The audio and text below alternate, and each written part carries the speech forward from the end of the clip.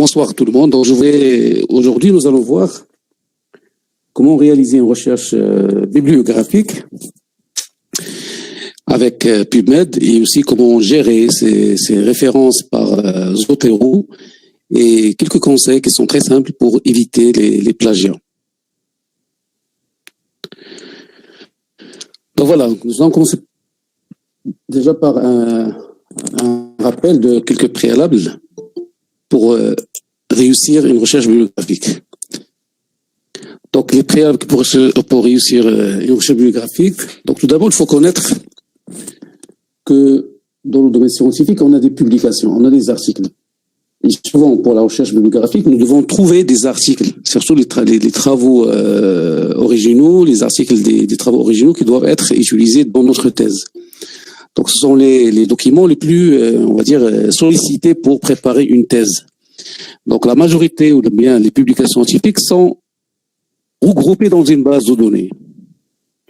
Donc, une base de données, ça veut dire qu'il y a des scientifiques, il y a des experts qui cherchent les publications scientifiques qui sont publiées surtout sur Internet, qui vont les intégrer dans des bases de données.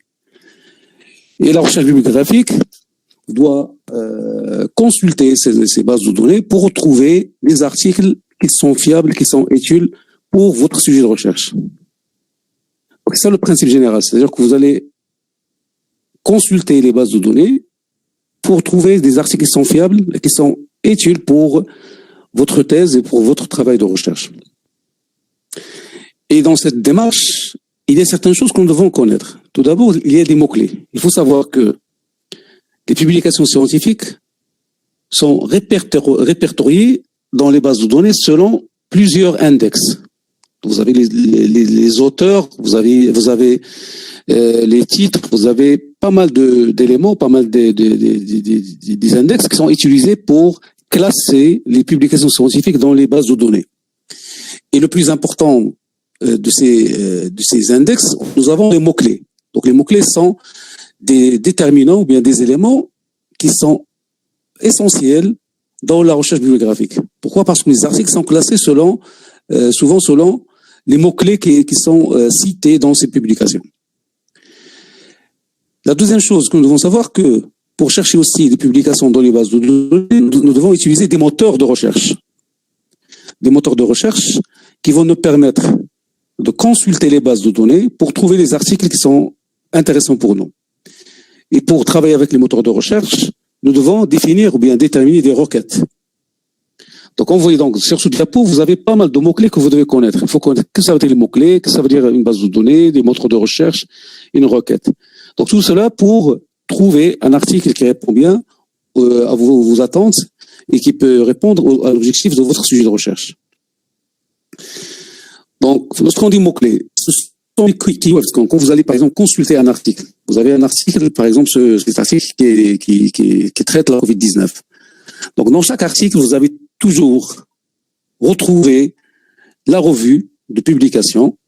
Par exemple, si c'est International Immunopharmacology, vous allez trouver le titre COVID-19 and Cancer. Donc, vous avez le titre. Vous avez les auteurs, la liste des auteurs. Vous avez les affiliations. Et puis, vous avez les mots-clés, keywords. Donc, tous ces éléments-là nous permettent comme j'ai dit, de répertorier un article dans une base de données. Donc, il y a des scientifiques, il y a des gens qui sont responsables de cette indexation, qui vont classer les articles selon ces critères. Et nous, lorsqu'on va chercher un article, nous devons utiliser l'un de ces critères pour trouver ce document. Donc, par exemple, si je veux trouver COVID-19 and Cancer, cet article-là, je dois utiliser soit le nom des auteurs, soit utiliser les mots-clés, soit la référence de l'article. Et normalement, pour nous, lorsqu'on prépare un travail de recherche, lorsqu'on prépare une thèse, nous allons utiliser essentiellement les mots-clés. Et donc, vous devez tout d'abord différencier entre deux choses qui sont essentielles, à savoir les moteurs de recherche et les bases de données. Donc, pour les moteurs de recherche, il y en a plusieurs. Nous pouvons citer à titre d'exemple SysMef, qui est le catalogue et index des sites médicaux de langue française. Vous avez PubMed, qui est le connu, bon, tout le monde, je crois, utilise et le connaissent. Vous avez aussi Clinical Case, Sciences Direct, Cochrane Library, Google Scholar, et on a d'autres aussi. Et ces moteurs de recherche, nous allons les utiliser pour trouver un article dans une base de données, scientifique. Et dans le domaine médical, on a plusieurs bases de données.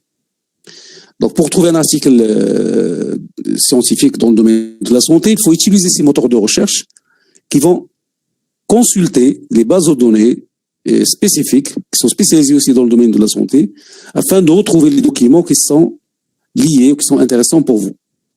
Et pour faire cette consultation, ou bien pour faire le lien entre les moteurs de recherche et les bases de données, nous devons utiliser les mots-clés. Donc, souvent. Donc, c'est vrai qu'on peut utiliser aussi, comme j'ai dit au début, on peut utiliser le nom de l'auteur, le titre, si on le connaît, les références, la référence de l'article. Mais souvent, dans notre situation de recherche pour préparer une thèse, nous allons souvent travailler avec des mots-clés. Donc, ce lien entre les moteurs de recherche et les bases de données qui est représenté par les mots-clés doit être bien identifié, parce que c'est la clé d'avoir des articles, des références bibliographiques de bonne qualité. Donc, c'est pour ça que nous devons connaître et savoir maîtriser les mots-clés. Mais d'abord, je vais rappeler une erreur que nous devons éviter. C'est le fait d'utiliser Google pour la recherche scientifique. Donc, c'est vrai, Google, c'est un moteur de recherche qui est très, très important, qui est très intéressant pour faire la recherche dans tous les domaines. Mais pour la recherche médicale ou bien la recherche scientifique, il faut éviter d'utiliser Google. Je vous conseille, et je vais vous répondre pourquoi nous devons éviter Google. Parce que la recherche de Google va nous exposer à deux types de problèmes. Donc, comme vous savez, Google, il permet de trouver les publications ou bien tous les supports qui existent sur Internet, mais on peut en risque d'avoir ce qu'on appelle un bruit. Un bruit, c'est lorsque vous avez un nombre de publications, bien un résultat qui est très très important, très très élevé. Ce qui fait, ça va être difficile pour vous de consulter les articles ou bien les documents.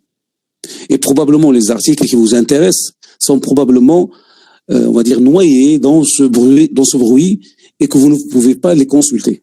Et probablement pour votre thèse, vous allez utiliser des documents qui ne sont pas entre parenthèses, qui ne sont pas intéressants pour votre sujet de recherche. Ou bien, la deuxième situation, c'est d'avoir ce qu'on appelle un silence. Un silence, c'est lorsque vous n'allez rien trouver, ou bien vous allez trouver quelques documents qui sont pas assez importants, parce que Google, comme j'ai dit, n'est pas spécifié dans la recherche médicale. Et c'est pour ça que vous devez utiliser les moteurs de recherche que nous avons cités tout à l'heure. Et le moteur le plus souvent utilisé, qui est connu par tout le monde, c'est, vous avez PubMed. Donc, pour éviter ce problème de silence et de bruit, nous avons deux solutions. Vous avez les opérateurs booléens et vous avez les mèches.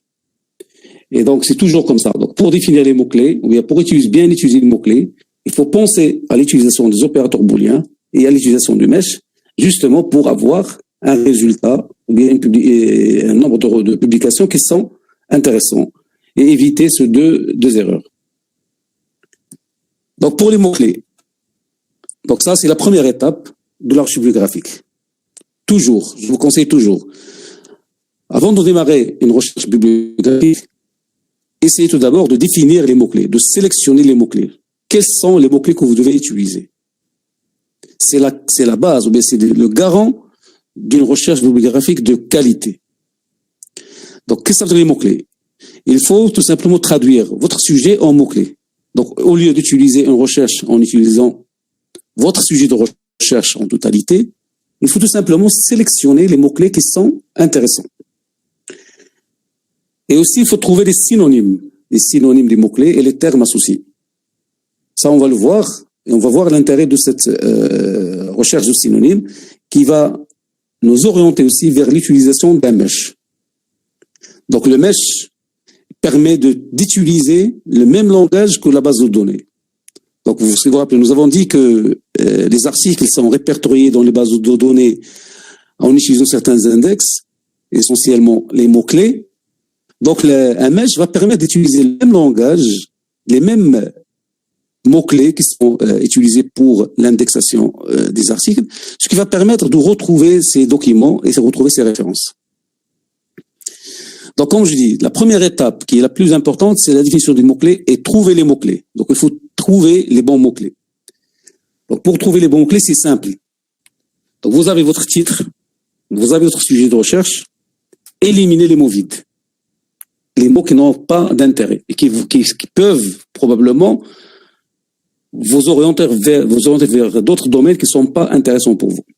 Donc, je vais prendre l'exemple suivant. Donc, par exemple, le sujet des troubles musculo-squelettiques chez les chirurgiens dentistes marocains. Donc, je vais utiliser les mots-clés, c'est tout simple. Je vais garder les mots qui sont essentiels et je vais supprimer ce qui n'est pas intéressant. Donc, par exemple, pour moi, j'ai gardé troubles musculo-squelettiques et chirurgien dentiste. Donc, parce que je veux étudier cette pathologie chez une population particulière, c'est les chirurgiens dentistes. Donc voilà, donc vous avez un sujet, rédigez votre sujet sur papier, éliminez les mots vides et gardez les mots-clés, les mots essentiels. Donc ça, c'est la méthode la plus simple. Ou bien vous pouvez utiliser la démarche de qui, quoi, où, quand, comment, pourquoi et combien, qui va vous permettre d'identifier quels sont les mots-clés de votre sujet de recherche. Par exemple, ici, vous avez la question grossesse sous anticoagulant. Est-ce que l'anesthésie loco-régionale est-elle indiquée à l'accouchement? Donc, comme ça, je peux, en utilisant cette méthode, je peux souligner les mots-clés comme qui sont la grossesse, les anticoagulants, l'anesthésie loco-régionale et l'accouchement. Donc, vous avez les deux méthodes. Soit la méthode simple, soit vous pouvez utiliser ces questions pour retrouver les mots-clés essentiels de votre sujet de recherche. Donc, par la suite, il faut savoir utiliser les opérateurs booléens. Les opérateurs booléens, c'est des opérateurs logiques qui sont utilisés pour formuler les requêtes.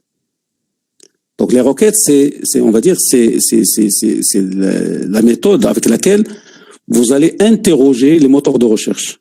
Quand vous allez, par exemple, utiliser PubMed, quelle est la question que vous allez poser à PubMed? Quelle est la requête? Quelle est la demande que vous allez formuler pour PubMed? Et donc, les opérateurs booléens vont nous permettre de formuler cette requête. Et vous avez trois types d'opérateurs booléens. Vous avez ou, or. Donc, ou bien or, il va additionner les termes. Ça veut dire que lorsque vous allez utiliser ou or entre deux mots-clés, vous allez voir les réponses qui concernent tous les articles qui ont traité ces deux mots-clés, soit de façon séparée, soit de façon associée. Par contre, si vous utilisez l'opérateur AND, ou bien et, il va faire la combinaison entre les deux concepts, et comme résultat, vous allez avoir uniquement les articles qui ont traité les deux mots à la fois. Donc, c'est-à-dire que les articles qui ont traité uniquement l'un des deux mots vont être écartés de la recherche. Et donc, votre recherche sera ciblée, va être ciblée essentiellement vers les deux mots que vous avez soulignés, que vous avez mentionnés avec l'opérateur AND. Et vous avez aussi une note ou bien sauf. Bon, ça c'est un opérateur un peu exceptionnel parce qu'il va écarter un terme de la recherche. Donc, les opérateurs booléens vont nous permettre de formuler les requêtes en combinaison entre les synonymes et entre les différents mots-clés que vous allez identifier avec votre sujet de recherche. Donc, il faut connaître ça. D'abord, après, il faut savoir utiliser les synonymes et aussi utiliser un mesh. Donc, vous avez identifié vos mots-clés. Il faut utiliser un mesh pour retrouver les synonymes. Donc, un mesh, c'est-à-dire un medical subject heading. Donc, c'est un thésaurus de mots-clés. Vous avez un outil informatique qui va nous permettre de retrouver les synonymes des différents mots-clés que vous avez sélectionnés. Donc, je rappelle que, je vous dis que les meshes, c'est un outil qui est très, très important. Parce que les articles qui sont indexés dans les bases de données sont liés à des mots-clés mesh. Ça veut dire quoi? Ça veut dire que le mot-clé que vous allez utiliser doit être un mot-clé mesh qui fait partie des mèches pour qu'il puisse retrouver les articles concernés. Mais ne vous inquiétez pas. Pourquoi? Parce que si vous allez utiliser un mot-clé qui ne fait pas partie des mots mèches, donc les outils informatiques vont vous proposer les mots-clés correspondants qui font partie des mèches. Et comme ça, vous allez sélectionner le nouveau mot-clé pour la recherche. Donc ça, nous allons le voir en pratique avec l'outil informatique Mesh. Donc l'outil informatique Mesh va nous permettre de trouver des synonymes pour définir les requêtes. Et c'est quoi une requête? Une requête, c'est la combinaison entre les mots-clés que vous allez utiliser. Donc par exemple, je vous prends la question suivante. Quels sont les impacts de la vaccination contre la grippe de type A chez les enfants? Donc si je vais choisir comme mot-clé vaccination, grippe de type A et enfant. Donc, si vous faites la recherche uniquement avec vaccination, grippe de type A et enfant, les résultats vont concerner uniquement ces trois mots-clés. Et donc, les articles qui traitent les synonymes ne seront pas probablement retrouvés. Donc, qu'est-ce qu'on va faire? Quel est le principe de cette recherche avec les synonymes? C'est qu'avec un outil Mesh, je vais chercher les synonymes de vaccination, les synonymes de grippe de type A, et les synonymes de enfant, en français et en anglais. Et je vais faire une combinaison entre ces mots-clés pour retrouver l'ensemble des articles qui traitent seulement ces trois mots-clés. Donc, vous avez ici les mots-clés. Le premier mot-clé, vous avez trois mots-clés. Et entre les mots-clés, on va mettre l'opérateur booléen AND, alors que entre les synonymes d'un mot-clé, qu'on va les mettre toujours entre parenthèses, on va les associer avec l'opérateur booléen OR. Donc, il faut garder ça. Donc, si vous voulez rédiger une requête, il faut respecter ce principe. Donc, les mots-clés sont associés par AND. Et lorsque vous avez des synonymes, il faut mettre entre parenthèses et mettre tous les synonymes entre parenthèses qui correspondent aux mots-clés. Comme ça, vous allez rédiger une requête qui sera valide et qui sera très large, qui va vous permettre de retrouver l'ensemble des publications concernant le sujet de votre recherche. Heureusement que pour les outils informatiques, nous avons la possibilité de rédiger ou bien de créer ou bien de formuler les requêtes, mais nous devons tout simplement savoir comment je peux utiliser AND et comment je peux utiliser OR.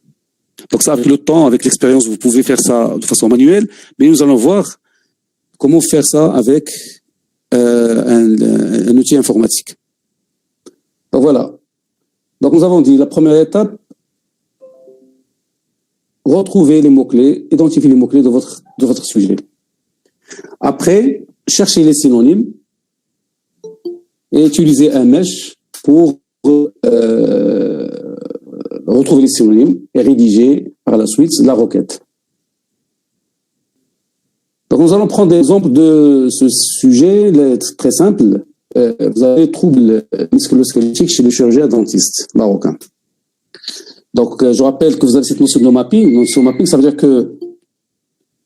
que les mèches vont vous proposer un mot-clé mèche si le mot que vous allez utiliser ne fait pas partie de la liste de ces mots.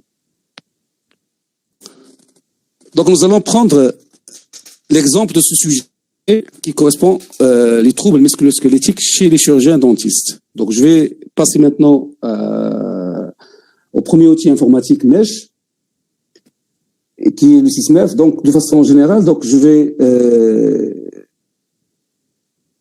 donc on a plusieurs outils MESH qui peuvent être utilisés, mais je vais vous proposer d'utiliser donc au début le SysMef et PubMed. Donc le principe en général c'est le même. Donc c'est avec la pratique que vous allez pouvoir découvrir d'autres outils informatiques qui vont vous permettre de faire cette recherche. Donc pour SysMef, nous allons voir comment faire ça pour SysMef. Donc je vais me connecter à SysMef. Donc le site de SysMef, vous avez le lien sur la présentation. Sinon vous pouvez cherchez sur Google, tout simplement, dans Google, cherchez SysMef, et vous allez trouver le lien direct de cette de ce moteur de recherche qui est très intéressant. Donc moi, je le trouve intéressant parce qu'il contient des publications en langue française. Et aussi, c'est un outil qui va vous permettre de gérer les mots-clés et de gérer les synonymes et aussi de construire et formuler des requêtes. Essayez vous-même, chez vous, de consulter également Sysmev, et comme ça, on fait ça de façon instantanée. Ça va vous permettre de veiller et d'utiliser cet outil. Donc voilà, vous cherchez sur Google Sysmev.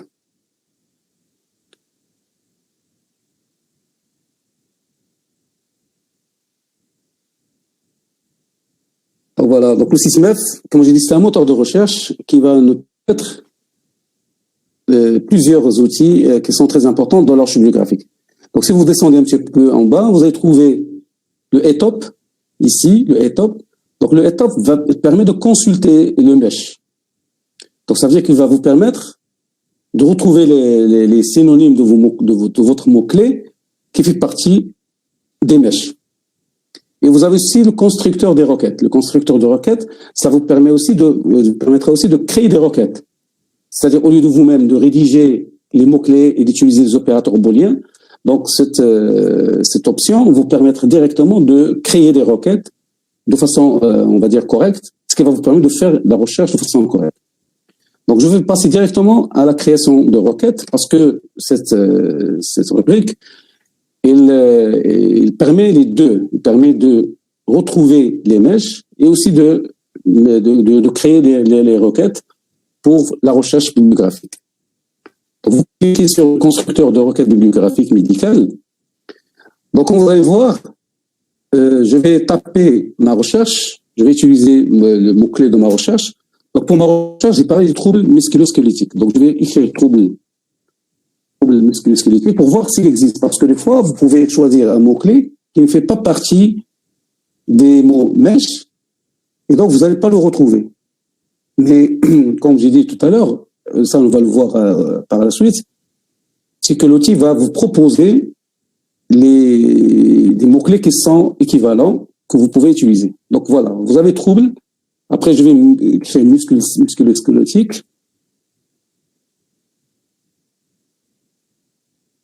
Donc voilà, donc j'ai trouvé le terme trouble musculo-squelettique qui fait partie de la base de Sysmev. Donc je sélectionne ce terme. Il va me donner donc la traduction en anglais. Donc vous avez la traduction en anglais ici, trouble musculo-squelettique, musculo-skeletal disorders. Et donc je peux utiliser ce terme en anglais. Je peux l'utiliser dans ma recherche en anglais. Donc je vous conseille donc de le garder lorsque vous faites la recherche sur Sysmev, de garder les équivalents en anglais, de les garder dans un journal pour les utiliser dans la recherche en anglais. Parce que souvent, PubMed sera la solution pour l'arche bibliographique. Donc, il vaut mieux garder ces mots-clés en anglais parce que sur PubMed, nous devons utiliser que les mots-clés en anglais. Donc, très bien. Donc, j'ai le premier mot-clé ici, trouble musculo-squelettique en anglais ici. Et quand vous allez descendre un petit peu en bas, donc, je peux utiliser donc le deuxième mot de ma recherche qui est le chirurgien dentiste. Donc, je vais utiliser dentiste. Donc, le deuxième mot-clé, donc ça peut être n'importe quoi. Dentiste, il fait partie aussi des descripteurs mesh du Sysmev. Donc, je vais sélectionner dentiste.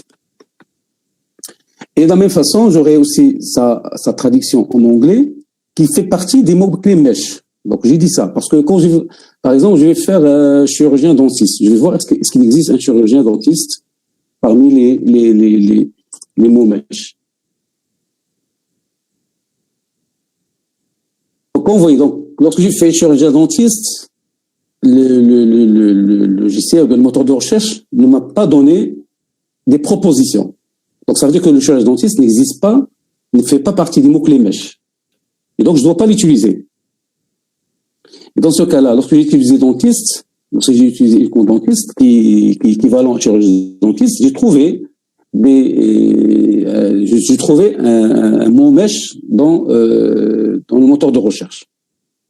Maintenant, j'ai mis deux mots-clés. Je vais créer ma requête. Donc, la requête. Donc, je vais sélectionner le premier mot-clé, trouble musculo-squelettique. Je clique ajouter. Voilà, il est ajouté ici.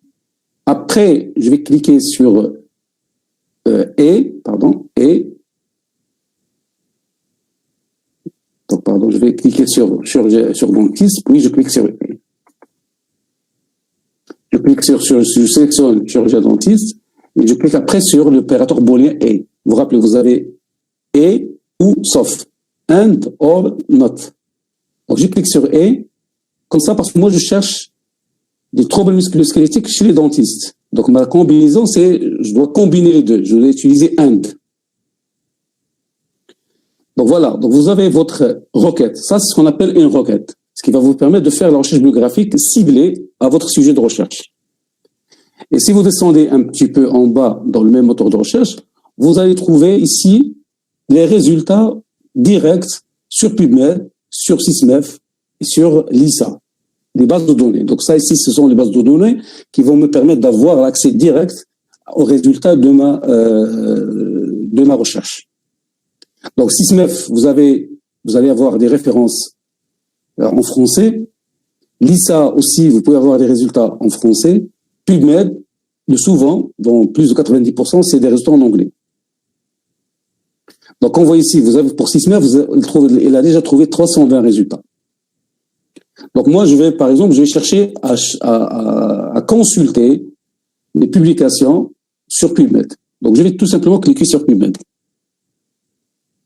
Il va m'ouvrir une nouvelle fenêtre du PubMed qui va chercher les termes qui sont utilisés.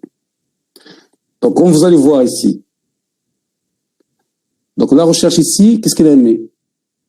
Il a fait dentiste. Vous voyez, entre parenthèses, il a mis les synonymes du dentiste. Tous les synonymes du dentiste. Dentiste, or, dentiste, restaurative, or, ainsi de suite. Donc, il a mis tous les synonymes du mot dentiste entre parenthèses, avec l'opérateur booléen or. Donc, vous voyez le nombre de synonymes qui correspondent au dentiste, chez les dentistes. Donc, le nombre, il est assez important. Donc, vous voyez l'intérêt de la recherche avec le constructeur de requêtes de SysMef. Il va vous permettre de gagner le temps et d'être, on va dire, exhaustive concernant le mot-clé que vous allez utiliser. Et comme ça, par exemple, dans cette recherche, vous allez trouver 49 articles. Il y a 49 résultats en anglais qui utilisent les mots-clés que vous avez choisis.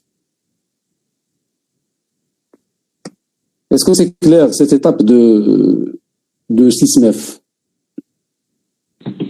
Oui, monsieur, c'est clair. Donc voilà. Donc ça, c'est, si vous voulez, utiliser donc l'outil SysMef. Maintenant, si vous avez les mots-clés qui sont déjà en anglais, parce que, comme je dis, PubMed, c'est la référence de l'archive bibliographique. Donc, SysMef, il est utile pour trouver des documents en français. Donc, quand on va voir, par exemple, les résultats de la recherche sur SysMef, donc je vais cliquer sur SysMef, il va me donner les résultats de la recherche concernant mon sujet. Donc, trouve directement. Attends un petit peu. Comme ça, gérer le document en français surtout. Donc, vous voyez ici. Donc, si vous voyez ici dans la recherche, comme vous allez voir ici, il a utilisé les mots-clés qui sont en français. Donc, vous avez trouble musculo-squelettique and dentist. Il a utilisé ce qui est entre deux crochets, c'est-à-dire c'est un terme mesh. Ça veut dire que automatiquement, le moteur de recherche a utilisé tous les synonymes de dentiste. Donc, c'est-à-dire qu'au lieu de mettre tous les synonymes entre parenthèses et mettre or entre ces mots-clés, donc le moteur de recherche va faire ça automatiquement parce que vous avez utilisé un mot-clé mesh. Mais si vous utiliserez, par exemple, si je vais utiliser chirurgien dentiste, je vais probablement trouver un nombre très élevé de publications, un bruit, ce qu'on appelle le bruit, mais qui peuvent ne pas répondre aux objectifs de ma recherche. Alors que ici, j'ai une seule source, intéressante, qui est une thèse. Vous voyez, c'est une thèse en mémoire qui concerne la prévention des troubles musculo-squelettiques chez les chirurgiens dentistes. Donc, ça répond bien à mon objectif, parce que moi, ce que je cherche, c'est ça. Et donc, vous avez les publications en français. Maintenant, si je vais chercher en anglais, donc, je dois partir donc à PubMed. Donc, PubMed, soit vous faites la même chose, PubMed sur Google, soit vous cherchez le lien de PubMed, soit vous pouvez aussi chercher le lien de National Library of Medicine, donc NCBI. Donc, quand vous avez, ça c'est NCBI, je vous rappelle que NCBI, c'est une base de données, c'est pas un moteur de recherche, c'est une base de données qui englobe, on va dire, la majorité des bases de données dans le domaine médical.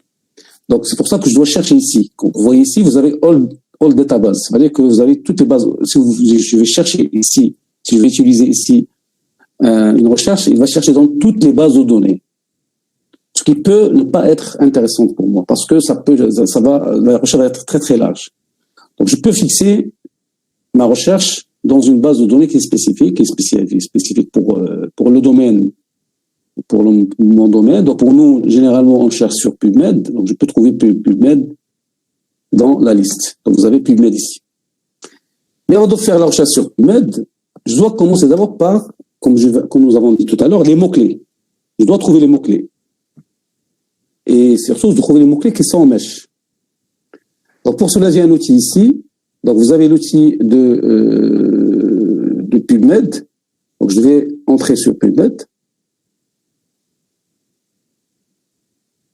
Donc, je vais, chercher le moteur de recherche PubMed. Donc, quand vous avez cliqué PubMed, je cherche PubMed, soit je vais rentrer directement dans la page PubMed, soit je peux directement aller à Mesh. Donc, maintenant, je crois que vous comprenez maintenant l'intérêt du Mesh. Donc, je rentre directement à Mesh. Sinon, je peux la chercher dans ce menu, je peux chercher le lien correspondant à Mesh. Donc, ici, je dois utiliser les mots-clés en anglais. Les mots-clés en français ne vont rien donner. Donc, on peut ici essayer, par exemple, trouble musculo-squelettique. Donc, je vais chercher donc, vous voyez, donc, ça donne 0. Donc, il n'y a aucun item correspondant au trouble musculo-squelettique. Donc, je dois utiliser les mots-clés en anglais. Donc, d'où l'intérêt de SysMef. Donc, SysMef, j'ai deux mots-clés ici. Donc, je peux cliquer sur trouble musculo-squelettique. Donc, je prends, par exemple, musculo-skeletal disorders. Donc, je vais le prendre. Et je vais le mettre dans ma rubrique Mesh pour chercher Mesh. Donc, en anglais, je vais chercher. Donc, si le mot-clé fait partie des mots Mesh, c'est bon, il va me donner la liste. Donc, voilà. S'il ne fait pas partie des mots Mesh, il va me proposer un mot correspondant. Donc, voilà, le résultat est ici. Donc, vous avez le mot-clé musculo-skeletal disease. Donc, il fait partie des mots-clés Mesh. Donc, ici, vous avez les champs d'intérêt. Donc, les champs d'intérêt. C'est-à-dire où vous voulez chercher où vous voulez faire la recherche. Donc, nous pouvons choisir le thème ou bien un champ d'intérêt qui correspond à notre recherche. Si vous avez un choix spécifique. Par exemple, vous avez les effets adverses, vous avez, par exemple, analysis, biosynthesis, donc blood. Donc, vous avez différents champs. Sinon, le plus simple sera, vu que c'est un mot-clé Mesh, je vais cliquer ici sur Added to Search Builder. Donc, je vais le mettre directement, je vais sélectionner ce mot-clé. Et je peux faire la recherche sur PubMed, par exemple, pour voir directement la recherche concernant les troubles musculo-squelettiques. Donc, voilà. Donc, j'ai presque 1 million de résultats. Donc, c'est ça ce qu'on appelle bruit. Donc, vous voyez, avec un seul mot-clé, vous avez 1 million de résultats. Donc, vous ne pouvez pas consulter tout ce nombre de publications. Donc, d'où l'intérêt d'utiliser les opérateurs booléens qui vont nous permettre de limiter le champ de la recherche. Donc, je reviens toujours, je vais faire un retour vers Mesh et je vais chercher le deuxième mot-clé, dentiste. Mon deuxième mot-clé, donc il est là, donc c'est bien. Donc, je vais faire la recherche. Et vous voyez comme donc le mot dentiste fait partie des mots-clés Mesh de PubMed. Donc, ça veut dire que les articles qui traitent la chirurgie dentaire utilisent le mot-clé dentiste. Donc, je vais choisir le mot correspondant. Par exemple, je vais choisir dentiste.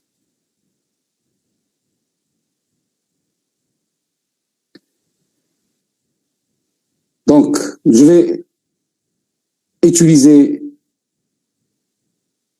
Donc, j'ai oublié de garder le premier mot-clé qui est le trouble musculo-squelettique. Donc, voilà. Donc, j'ai le trouble musculo-squelettique.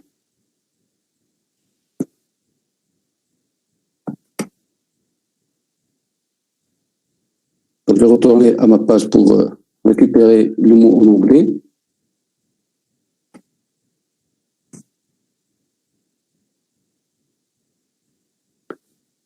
Donc, comme vous avez dit, je vais faire Add to Search Builder.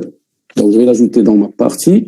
Donc, voilà. Donc, vous avez dentiste and musculoskeletal diseases. Et vous avez l'opérateur booléen en end, parce que je vais utiliser les deux. Et après, je vais faire Search PubMed. Je vais faire Search PubMed et il va me trouver les articles qui concernent ce sujet de recherche. Et donc, vous voyez maintenant, j'ai 444 résultats. 444 résultats. Donc, c'est mieux que tout à l'heure. Au début, j'avais 1 million. Donc, 1 million, c'est impossible. Donc, si j'ai un troisième mot-clé, ça va me permettre de réduire encore le nombre des publications. Donc, je peux utiliser, par exemple, comme mot-clé, par exemple, le sexe, les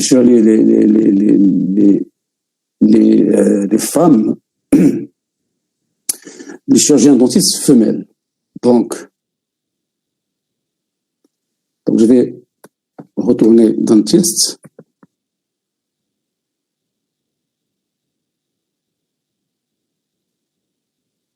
Donc, je vais choisir dentiste avec l'opération AND.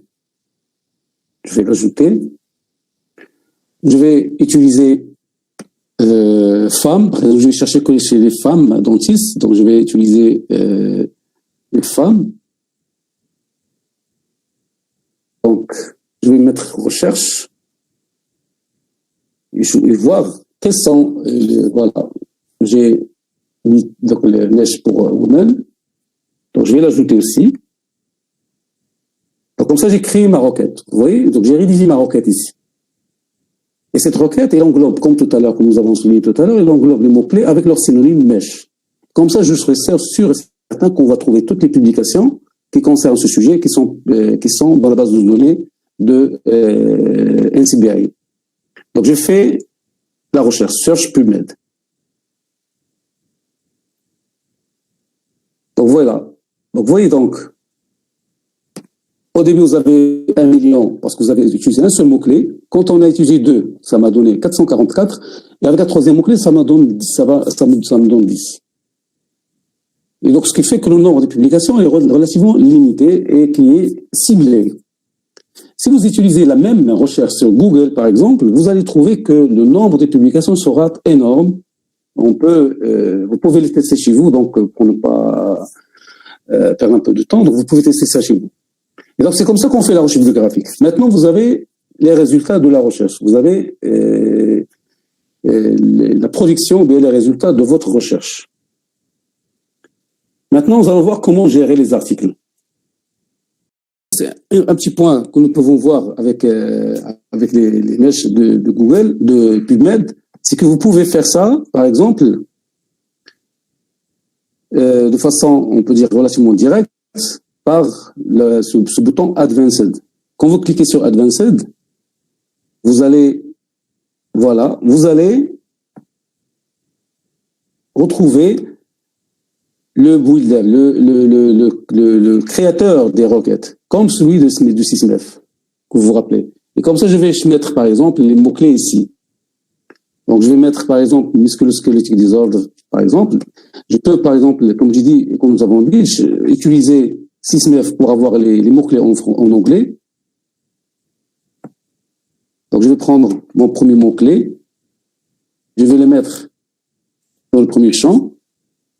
Vous avez all fields avec tous les champs. Vous pouvez choisir ce que je cherche dans les mesh tags uniquement, ou bien je cherche dans quel champ.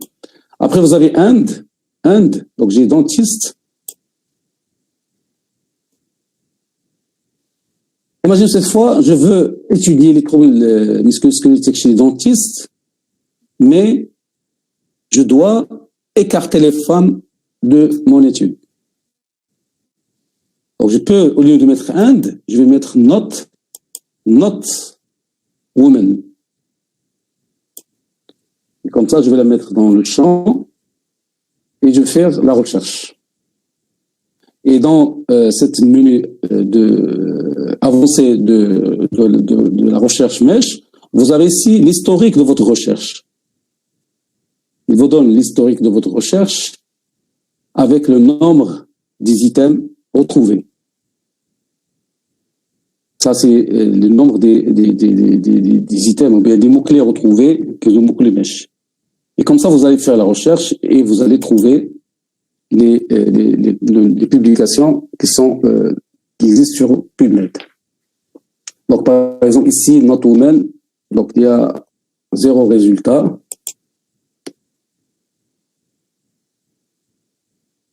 Donc, probablement que, bon, voilà, ça va être la création de la requête qui n'est pas bien faite. Donc maintenant, nous allons voir comment gérer les articles. Comment gérer et créer une recherche, créer une base bibliographique.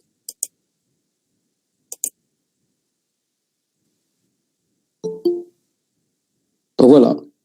Donc pour créer, ou bien pour gérer votre référence bibliographique, donc vous allez faire la recherche sur PubMed ou bien sur n'importe quel site et vous voulez gérer cette base ou cette liste de références bibliographiques. Donc vous avez le choix entre 2 logiciels. Vous avez EndNote, vous avez Zotero. EndNote, c'est une version payante, alors que Zotero, c'est gratuit. Donc c'est pour ça que nous allons voir durant cette séance comment utiliser Zotero. Donc ce logiciel va permettre d'abord de créer une liste bibliographique, mais aussi, ce qui est chose très importante, c'est l'intégration des références bibliographiques dans un traitement de texte. C'est-à-dire, vous avez votre thèse, vous avez la possibilité d'intégrer les références bibliographiques dans votre texte et en même temps de créer une liste bibliographique. Et l'avantage aussi, c'est qu'il va vous permettre de faire des mises à jour de cette liste bibliographique en fonction de corrections que vous allez faire. Par exemple, vous avez supprimé une référence dans votre texte, Zotero va faire automatiquement une mise à jour et va exclure la référence que vous avez supprimée, mais en même temps, il va recorriger, on va réorganiser le nombre, bien les chiffres correspondant aux différentes références. Donc, ce qui est un gain de temps pour vous et aussi, ça va vous permettre de ne pas se soucier de cette gestion bibliographique. Donc, nous allons voir maintenant comment gérer cette base de données avec cette base bibliographique avec Zotero. Donc, dans un premier temps, il faut installer le logiciel Zotero. Vous avez le lien ici, zotero.org, ou bien vous passez directement sur Google et chercher Zotero. Donc, vous avez Zotero, il faut l'installer. Donc, vous cherchez sur Google Zotero, tout simplement. Je vais vous montrer quelles sont les choses que vous devez installer. Donc, en fonction de votre logiciel, de votre ordinateur, et en fonction aussi d'explorateur que vous utilisez, par exemple, moi j'utilise Google, donc automatiquement le site Zotero va vous donner les logiciels qui sont adaptés à votre matériel informatique. Donc, il faut installer Zotero pour Windows. Vous pouvez le télécharger et l'installer sur votre ordinateur. Mais aussi, vous pouvez installer aussi le connecteur, Zotero connecteur, qui va se connecter à votre moteur de recherche, à votre explorateur. Par exemple, moi, j'utilise Chrome, parce que j'utilise Chrome, et il me donne le connecteur correspondant à Chrome. Donc, ça dépend de ce que vous utilisez comme explorateur, et comme ça, il va vous proposer le lien et l'extension qui est adaptée. Donc, vous allez tout simplement cliquer sur Installer Chrome connecteur, comme ça, il va le télécharger et l'installer. Pour Windows, il faut là aussi le télécharger et l'installer sur votre ordinateur. Mais je peux vous dire que vous pouvez utiliser Zotero uniquement en ligne, sans même faire l'installation. Mais de préférence, donc ça, je crois, je suis beaucoup plus sûr, c'est d'installer Zotero sur votre ordinateur. Donc, quand vous allez installer Zotero, vous allez tout simplement cliquer sur le bouton, de démarrage de Zotero, qui va se présenter sur le bureau. Donc, quand vous allez cliquer sur Zotero, vous allez retrouver cette fenêtre. Donc, Zotero, il est vide. À la première utilisation, il est vide. Vous avez, c'est un logiciel qu'on peut dire qu'il est vierge, qui ne contient rien. Donc, c'est à vous de l'alimenter. Vous allez faire le travail, vous allez faire l'archive bibliographique, vous allez intégrer les références bibliographiques que vous allez trouver. Donc, la première étape que vous devez faire, c'est de créer une collection. Donc, il faut créer une collection. Pourquoi? Parce que lorsque vous allez faire une recherche bibliographique, et lorsque vous allez, on va dire, importer, c'est-à-dire faire, envoyer les références bibliographiques sur le logiciel Zotero, ils vont tous apparaître dans cette page, dans cette fenêtre. Et si vous avez deux ou bien trois, on va dire trois travaux que vous réalisez, vous allez trouver que toutes les références vont être mélangées, ce qui va poser probablement des problèmes pour vous pour sélectionner les références adaptées. Ou bien on peut penser aussi que vous avez trois parties dans votre thèse, et chaque partie, vous allez chercher des références bibliographiques concernées intéressantes, et à la fin, vous allez trouver une grande liste de références.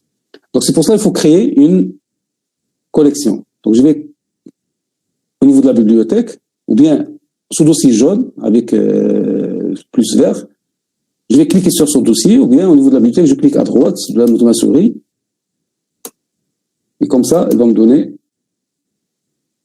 une nouvelle collection. Donc, je vais mettre une nouvelle collection, ou bien je clique directement sur le dossier jaune avec la flèche verte. Donc, je vais mettre un titre. Donc, je vais mettre, par exemple, un titre, ma thèse. Donc, je vais mettre thèse. Je fais OK. Comme ça, j'ai mon dossier qui correspond à ma thèse. Et dans ce dossier, je vais mettre toutes les références bibliographiques de mon sujet. Donc, pour mettre les références, nous avons plusieurs méthodes. La première méthode, soit je vais cliquer sur ce plus,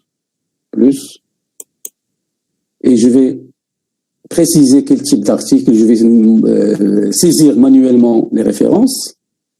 Soit je clique sur ce bâton magique pour mettre soit les ISBN, soit les DOI, soit PMID, qui sont des références. C'est des références que vous allez trouver dans les articles. Donc, je peux, par exemple, sur PubMed, prendre le code ISBN et le coller ici. Comme ça, je peux l'intégrer. Mais je vais vous montrer la méthode la plus simple. La plus simple, c'est quoi? C'est que vous allez, donc, j'ai ouvert mon logiciel. Donc, j'irai à PubMed. À PubMed ou bien n'importe quel moteur de recherche des données scientifiques. Donc, sur PubMed, donc je vais utiliser la requête. Donc, j'ai oublié d'enregistrer la requête. Donc, je vais utiliser, par exemple, ici, les mots-clés de ma recherche.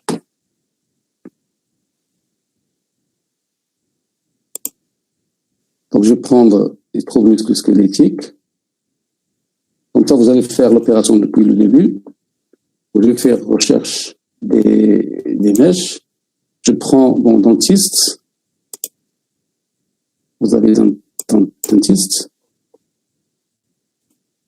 Donc, comme ça, je vais l'ajouter à ma boîte de recherche PubMed. Après, je vais ajouter dentiste.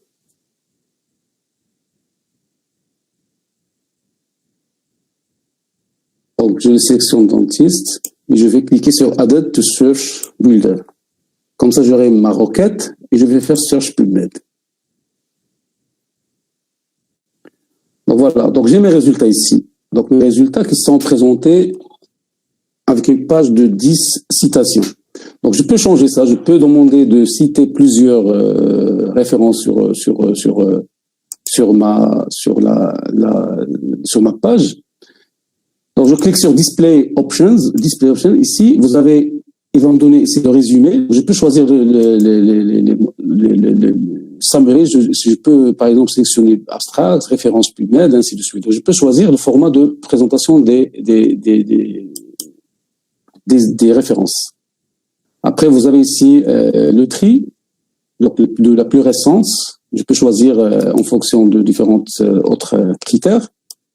Et puis, je vais choisir le nombre de pages, le nombre de références par page. Donc, je peux choisir, par exemple, un nombre, je vais mettre 200. C'est juste parce que je dois prendre toutes ces publications et les mettre sur Zotero. Donc, voilà. Donc, j'ai 444. Je peux défiler jusqu'en bas pour demander de montrer les autres publications. Ça, c'est juste pour faire l'importation des références en une seule opération. Donc voilà, donc j'ai affiché toutes les publications, 444, ils sont tous affichés. Et donc maintenant, je dois les importer, je dois les prendre et les mettre sur Zotero. Donc comment je vais faire? Donc c'est très simple. Vous voyez ce bouton-là, jaune, ce dossier jaune. Qu'est-ce qu'il me dit? Il me dit Save to Zotero. Ça, c'est l'extension que vous allez télécharger. Quand je vous demande de télécharger et installer Chrome Connector, c'est cette extension qui va me permettre d'importer les publications directement. Donc, vous allez cliquer sur cette extension. Donc, c'est simple, comme vous le faites pour toutes les extensions. Vous avez ici, parce que moi, j'ai déjà installé l'extension, vous supprimez. Sinon, si vous n'avez pas encore, installer cette extension, vous allez trouver télécharger et puis vous allez l'installer. Si vous ne la voyez pas, par exemple, vous avez installé le Zotero Connector, vous ne le voyez pas, vous cliquez sur extension ici et vous allez l'activer. Donc vous cherchez dans votre liste et cherchez Zotero Connector et l'activer. Par exemple, je vais les retirer ici, donc on n'est pas visible. Donc je vais revenir par exemple dans page PubMed. Donc ici, vous voyez ici, le dossier jaune de Zotero n'est pas visible. Donc, j'ai cliqué sur extension. Et je cherche, voilà, Zotero, l'extension Zotero Connector. Donc, je vais l'activer. Et voilà, il est visible. Donc, maintenant, il est activé, il est visible. Donc, j'ai listé toutes mes références. Donc, c'est bon, je suis satisfait des résultats. J'ai utilisé mes mèches, les mots-clés, c'est bon. Donc, je vais cliquer sur ce bouton Zotero pour importer la liste des références sur Zotero. Donc voilà ici, vous avez toutes les publications ici, les 444. Soit je vais les importer tous en même temps, soit je peux faire des sélections. Donc je peux choisir quelques publications, ça dépend de moi, donc probablement des publications que j'ai trouvées qui sont beaucoup plus intéressantes. Soit je vais sélectionner toutes les publications, et après je clique sur OK. Quand je clique sur OK, il va me donner ici le lieu où je vais enregistrer mes publications. Donc ici, j'ai ma bibliothèque, oui, ma thèse. Donc j'ai déjà créé. Donc c'est pour ça que c'est important de créer cette collection avant de démarrer la recherche. Parce que vous aurez besoin de cette collection pour importer les publications. Donc c'est bon. Donc j'ai sélectionné ma thèse. Donc je clique sur Entrée. Et vous allez voir que dans ma thèse, donc les publications vont s'afficher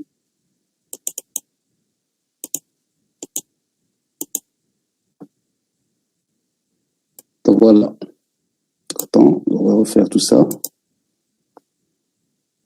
Sélectionner all. Donc, OK. Donc, parce que je me suis trompé, j'ai mis des... Voilà, terminé. Voilà, donc je vais passer ma thèse.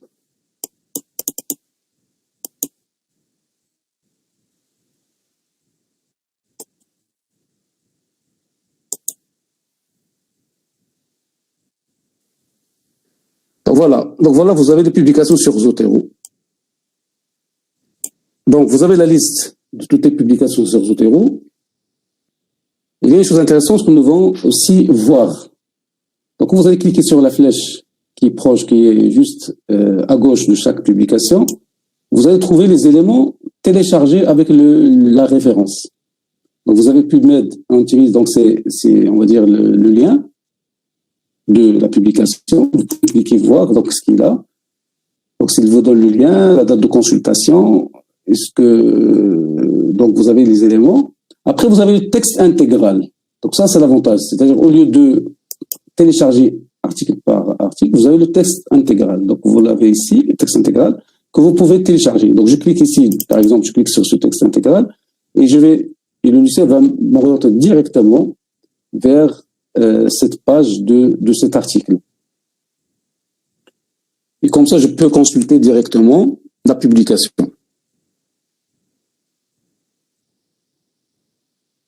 Aussi, une autre chose qui est assez intéressante, c'est que lorsque vous allez cliquer sur le titre, vous avez une présentation de votre article. Donc, vous avez le type de document et vous avez surtout le résumé. Donc, vous voyez ici, vous avez un résumé de votre publication, de cet article. Vous avez un résumé que vous pouvez consulter et savoir est-ce que c'est l'article, vous allez le retenir ou bien c'est pas un article qui est intéressant pour vous.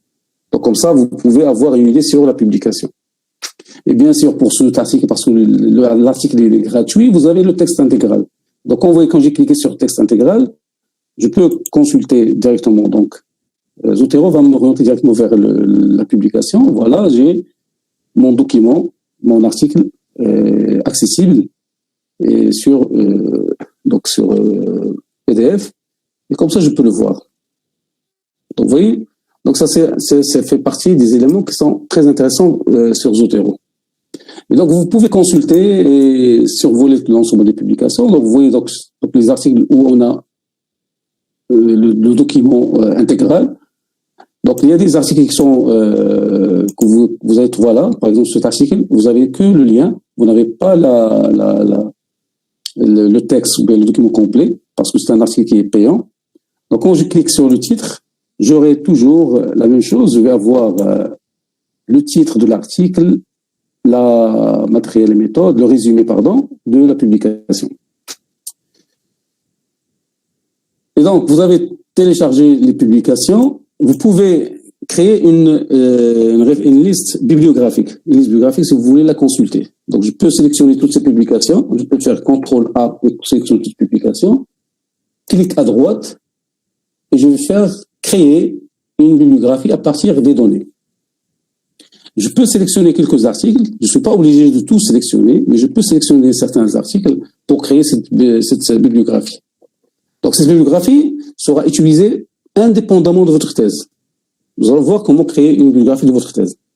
Donc, je crée une bibliographie à partir de cette thèse. C'est juste que ça va vous permettre de consulter les références sur papier. Comme ça, vous allez savoir quel est l'article que vous allez retenir ou bien quels sont les articles que vous devez rejeter. Donc, quand vous allez cliquer sur création de cette bibliographie, il vous donne le style de rédaction. Donc, vous allez choisir bien sûr, dans le domaine médical, on préfère toujours le style Vancouver, donc qui est par défaut, c'est par défaut. Et vous avez la bibliographie, création de bibliographie. Vous avez le document, le choix de document, RTF, HTML. Donc, je vais choisir par exemple RTF. Je clique sur OK. Et comme ça, je vais faire une copie de ces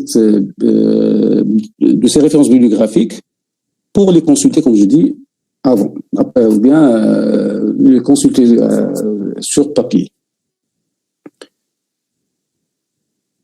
Donc, maintenant, vous avez, donc je vais la mettre dans le bureau, par exemple. Et je peux la consulter.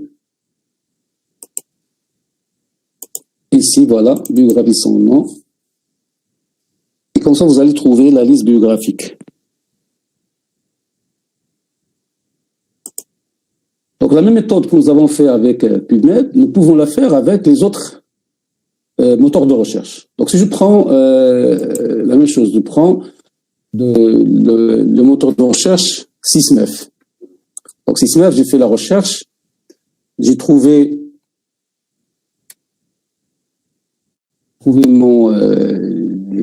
les articles publiés, les documents publiés sur Sysmef.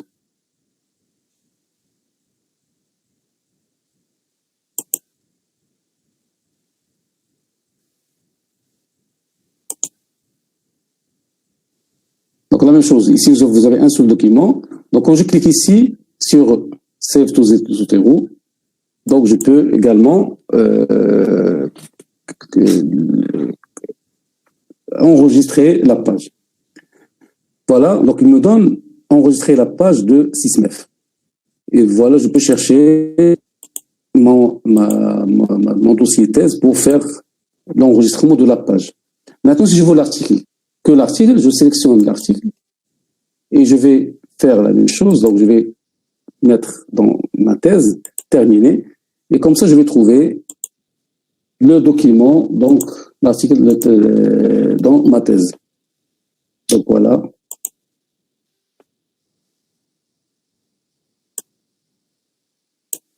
Donc, c'est les mêmes méthodes, même pour Google Scholar, si vous voulez faire ça sur Google Scholar, ce sera le même principe. Donc maintenant, pour comment nous allons utiliser Zotero avec notre thèse. Donc imaginons que vous avez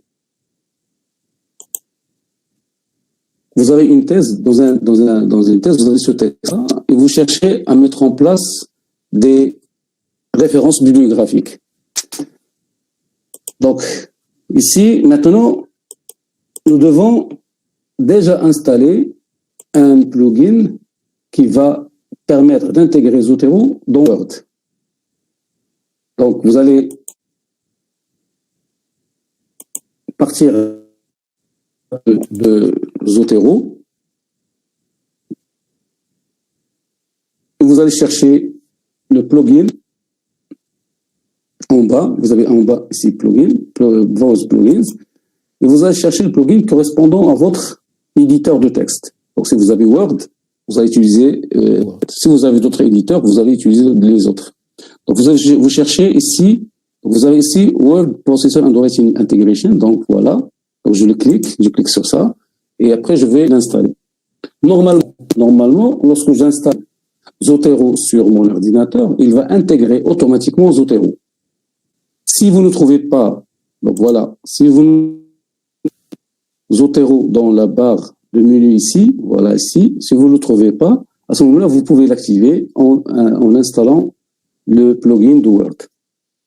Donc maintenant, vous êtes en train de rédiger votre texte et vous voulez mettre les références bibliographiques. Donc on va imaginer que par exemple, cette paragraphe, vous l'avez retrouvé dans une référence bibliographique. Donc je dois ajouter la référence. Donc je vais cliquer sur Zotero. Après, je vais chercher Add and Edit Citation. Donc, je vais cliquer sur ça.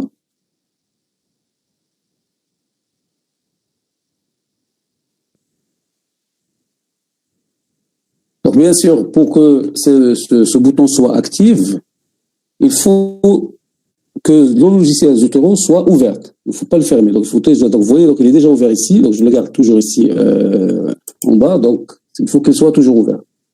Donc maintenant, vous avez le choix pour mettre la référence.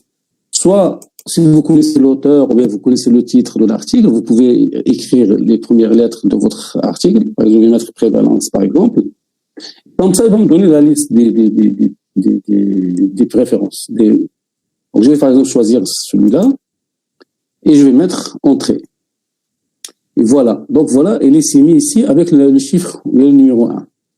Donc si par exemple ici je veux mettre une deuxième référence bibliographique, je clique sur Add encore de citation. Cette fois, je connais pas le titre ou bien j'ai aucune idée sur la référence. Je vais cliquer sur cette petite flèche ici et je vais utiliser Vue classique. Donc Vue classique, il va me donner une fenêtre correspondant à un logiciel et je vais chercher ma référence bibliographique. Donc je peux par exemple choisir celui-là. Je fais OK.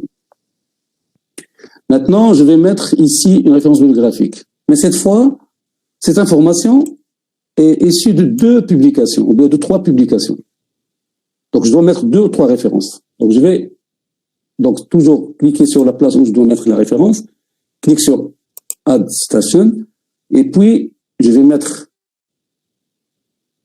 la plus simple, je vais mettre Vue classique, et puis je vais cliquer ici sur Sources multiples. Sources multiples. Je clique sur Sources multiples, et je vais sélectionner les articles que je dois citer.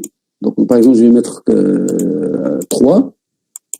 Et vous voyez, je peux classer ou changer l'ordre des références. Je peux mettre ça, par exemple, à la dernière. Je peux mettre celui-là au premier. Donc, je peux changer l'ordre. Comme je peux retirer une référence si je ne la trouve pas correcte. Donc, on va mettre le 3e. Je vais mettre OK. Et vous voyez, quand on regarde ici, il me donne 3 références. Donc, j'ai mis, par exemple, j'ai fait une erreur ici, j'ai mis 2, 1, 1, donc ça veut dire un article qui est répété 2 fois, parce que c'est le même. Donc, je clique sur la référence, je clique sur Edit cette fois, et je vais supprimer, par exemple, l'article qui est redondant. Et je fais Entrée. Comme ça, je corrige. Donc ça, c'est la première utilisation de Zotero. Il vous permet de citer les références bibliographiques en utilisant le style que vous choisissez. Donc ici, on a choisi le style Vancouver. Si vous n'avez pas ce style Vancouver, vous pouvez le sélectionner à partir du document de préférence. Document de préférence, vous pouvez choisir ici, à ce moment-là, le style. OK. Donc, quel est l'avantage de ce Zotero? Par exemple, si ce paragraphe, par exemple, vous avez révisé votre thèse, vous trouvez que ce paragraphe doit être au premier. Je dois la mettre ici. Donc, je vais copier-coller ici. Donc, quand vous allez voir, les références bibliographiques vont changer. Donc, imaginez, donc, je vais ajouter un 3e ici, c'est juste pour que vous voyez bien cette utilisation. Donc, je tombe toujours sur le même. Je vais choisir une autre référence bibliographique. Donc, je vais choisir, voilà. Vous avez 1, 2, 3. Donc, par exemple, je vais prendre cette paragraphe et la mettre, par exemple, ici. Donc, je vais choisir, par exemple, juste après la première. Donc, les références n'ont pas encore changé. Mais je fais refresh, actualiser. Et comme ça, vous allez voir, il y a une modification. Donc, 1, 2, 3. Donc, ça, c'est un qui a été refait 2 fois. Donc, je vais changer cette référence pour montrer tout simplement cette modification. Donc, je vais prendre un article totalement différent. OK. Donc, voilà. Donc, j'ai 1, 2, 3, 4. Donc, je vais changer, par exemple, encore. Vous faites des révisions, vous changez encore l'ordre des paragraphes. C'est pas grave, Zotero est avec vous, il va vous aider à faire ça. Donc voilà, donc quand vous voyez dans le mon texte, 4, c'est 4 qui commence au premier, après j'ai 3, après j'ai 1 ici, donc je fais refresh, et comme ça, ça me corrige. Donc ça va, vous voyez, donc au lieu de 4, il est devenu 1. Et comme ça, je peux corriger les références bibliographiques sans faire ça de façon manuelle, parce que ça va prendre beaucoup de temps. Si vous avez une thèse avec une dizaine de publications, donc ça va vous prendre beaucoup de temps. Donc, pour créer une liste de références bibliographiques, donc vous mettrez, je vais choisir l'emplacement de mes références. Je vais montrer, je clique sur Add bien Edit bibliographie. Donc, je clique sur Add bibliographie et automatiquement, vous avez votre les références bibliographiques. Et cette référence va changer aussi avec l'ordre de changement de citation. Si je vais par exemple prendre cette, donc vous voyez, donc ça c'est la référence 2 et 3. Si je vais la mettre ici en premier, et après 4, donc je vais dire par exemple celui-là qui était le numéro 1, je vais la mettre en dernier. Donc j'ai changé l'ordre. Donc je clique sur refresh. Vous voyez dans le texte, l'ordre a changé aussi. Vous avez 1, 2, 3, 4. Mais également dans les références bibliographiques, il a également changé. Donc ça va vous aider à ne pas, on va dire, s'inquiéter des références bibliographiques. Donc c'est Zotero qui va gérer tout ça. Donc voilà. Donc je crois qu'on va s'arrêter à ce niveau-là. Donc nous avons vu l'essentiel pour démarrer une recherche bibliographique de façon beaucoup plus pratique. Donc nous allons terminer uniquement avec le dernier objectif, c'est comment éviter le plagiat. Donc ça va être très rapide. Donc comment éviter le plagiat? Donc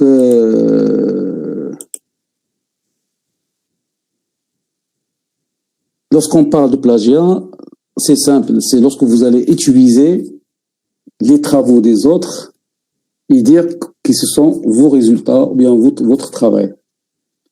Donc c'est ça le plagiat, c'est une fraude scientifique à ne pas faire et à éviter. Donc par exemple, vous allez présenter un travail d'une autre personne comme étant le vôtre, ou bien copier des phrases ou bien des paragraphes sans mentionner correctement leurs sources. Ou bien faire ce qu'on appelle paraphraser. Paraphraser, ça veut dire que vous allez reformuler les idées des autres et dire que ce sont vos idées. Donc vous allez réécrire une partie, par exemple, d'une citation ou bien une partie d'un texte d'un autre auteur et vous pouvez dire, c'est votre production. Ça, c'est ce qu'on appelle plagiat. Donc soit vous faites des copier-coller ou bien vous allez reformuler une idée ou bien une phrase qui peut être, par exemple, citée par une autre personne. Donc, plagiat, c'est pas bien, surtout dans le domaine universitaire, surtout pour les thèses, il faut éviter. Parce qu'on est à des logiciels maintenant qui peuvent nous permettre de vérifier la qualité via les sources de votre texte. Donc, pour éviter le plagiat, qu'est-ce que vous devez faire? Donc, le principe, il est très, très simple. Il faut citer les ressources ou bien citer les références, tout simplement. Si vous reprenez mot à mot les propos d'une personne, ou bien d'un article, d'un travail de recherche, si vous allez trouver dans un travail de recherche, dans une thèse, ou bien dans un article, une phrase qui vous intéresse et que vous allez utiliser dans votre thèse, citez la référence de cette phrase, tout simplement. Et lorsque vous allez vous reformuler aussi les propos ou bien les idées d'un autre travail de recherche aussi, ce qu'on appelle paraphraser, également, il faut donner la référence de cette personne, de l'auteur. Donc, des fois, par exemple, on a parlé des troubles musculo-squelettiques. Vous allez trouver dans un article que les troubles musculo-squelettiques constituent 30% des motifs de consultation. Vous allez prendre cette phrase, vous allez dire que les troubles musculo-squelettiques représentent 30% des motifs de consultation. Donc, vous allez changer que un mot que vous avez changé. Donc ça, c'est ce qu'on appelle paraphraser. Et même avec ça, vous devez mettre la référence. Il faut citer la référence de l'auteur ou bien de l'article à partir de laquelle vous allez utiliser cette phrase. Les seules informations qui n'est pas nécessaire de citer sont celles qui sont notoires, c'est-à-dire qui sont publiquement connues. Vous avez une information qui est connue, que tout le monde connaisse, donc c'est pas la peine de mettre une référence bibliographique. Donc notez ça. Si vous prenez une phrase ou bien une partie ou bien un résultat, une photo, une image, un tableau, une carte, n'importe quel type d'information, si vous allez utiliser cette information dans votre thèse et vous avez utilisé cette information à partir d'un autre document, citez la référence de ce document. Ça, c'est la règle. Comme ça, vous allez éviter le problème de plagiat. Et pour éviter le problème de plagiat, vous avez quelques conseils. Premièrement, enregistrer les sources que vous allez utiliser. C'est pour ça l'intérêt de Zotero. Comme ça, vous n'allez pas oublier. Si vous allez prendre, par exemple, une information d'un article, vous allez mettre une note, vous allez dire, j'ai pris cette information depuis l'article, tel article. Et comme ça, vous n'allez pas oublier et vous allez mettre les références bibliographiques correspondantes. Donc, il faut faire ça, il faut faire attention. Parce qu'on va vérifier, probablement votre thèse, comme j'ai dit, il y a des logiciels de plagiat qui vont vérifier et savoir les sources de cette information. Et si on trouve que vous n'avez pas mentionné l'auteur ou bien l'origine de cette information, votre travail peut être considéré comme plagiat et probablement sera rejeté. Donc, il faut citer toujours les sources et citer toutes les sources et toutes les références. Donc, il faut mentionner la même source, c'est les citer plusieurs fois. Si vous avez un article que vous avez utilisé plusieurs fois, que vous avez par exemple exploité, vous avez pris plusieurs informations de cet article, chaque fois que vous citez une information de cet article, il faut le citer plusieurs fois. Donc, c'est pas grave si on cite un article plusieurs fois. Le grave, c'est de ne pas mettre une référence bibliographique. Deuxième chose, il ne faut pas oublier ce qu'on appelle la double référence. On peut l'utiliser aussi, la double référence. Si, par exemple, vous avez cherché dans une thèse, et vous avez trouvé une information, ou bien dans un article, vous avez trouvé une information qui vous trouvez qui est intéressante. Et que cette information a été, on va dire, prise par l'auteur de l'article à partir d'un autre document, ou bien à partir d'une autre référence bibliographique. Donc, il faut tout simplement citer les deux références, ce qu'on appelle la double référence. Et il faut faire attention, ça on le voit aussi souvent, il y a certains collègues qui considèrent que paraphraser ne constitue pas de plagiat. Le fait de prendre, par exemple, une information et la transformer, ça la rend personnelle. Non, c'est faux. Donc, il faut faire attention à cette méthode de citation. Donc, de façon générale, le conseil que je vous donne pour éviter le plagiat, c'est de donner les références bibliographiques à toute information que vous allez utiliser dans votre thèse. Si vous avez un doute, est-ce que cette information est par? Est-ce que cette information qu'on doit référencer? Il faut voir avec votre enseignant, bien votre encadrant. C'est, on va dire, la personne qui va vous diriger, qui va vous orienter pour éviter de tomber dans le risque de plagiat.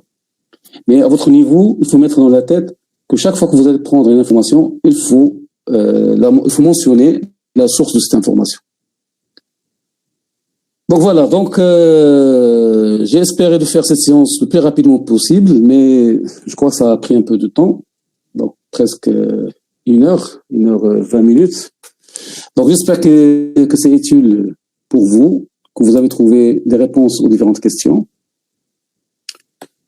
Donc je crois qu'on va s'arrêter à ce niveau-là. Et bien sûr, si vous avez toujours des questions, vous pouvez me les envoyer par mail et je vais essayer aussi de répondre le plus tôt possible et de vous aider dans les différentes étapes de votre recherche bibliographique. Donc voilà. Donc merci de votre attention. Je vous souhaite bonne soirée et bonne chance. Donc si vous n'avez pas de questions, je peux donc arrêter cette présentation.